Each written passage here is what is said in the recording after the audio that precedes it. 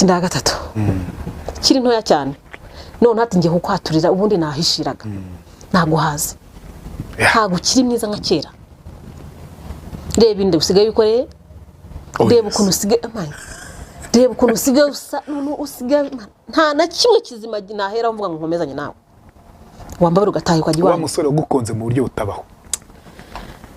muri bato turi bato wanterese nkajya kumurega iwacu niyo mpamvu yanteye igikomere kitahe gikira bikomezamo biba bibi bisa nkaho noneho babimutumye atari bisanzwe bisa nkaho babimutumye igihe kimwe tuza gupanga mu nzu imwe atangira gukundana na nyirinzu umugabo wanjye akundana na nyirinzu umudamu yego yari umupfakazi umugore ariko afite iseni akundana na nyirinzu nge ndaho nsa ntago n'umukozi abafitaga umukozi kumwisha ukwezi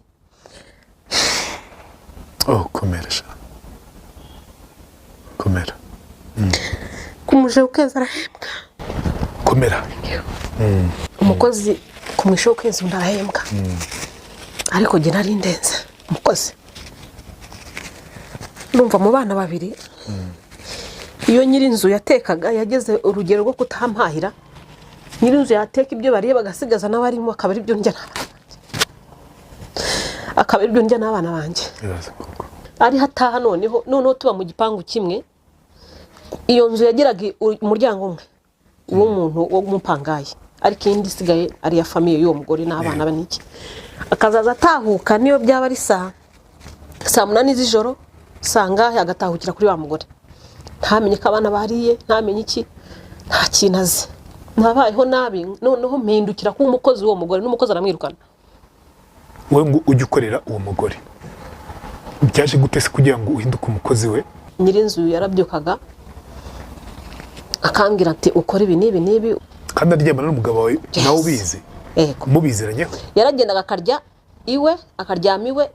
yaziyumva nka nyuma y'ukwezi akaza akaryama mu rugo Jesus niko byabaga bimeze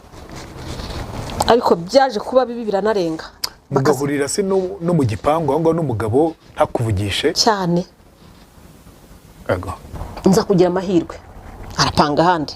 ariko ni amahirwe uvanze n'ibyago noneho ngeze aho ngaho niho byabaye umuriro birenze ibyo ngibyo byakenze gute aho niho hahandi nimukiye muri iyo nzu noneho yayindi iyo ngiyo nkubwiye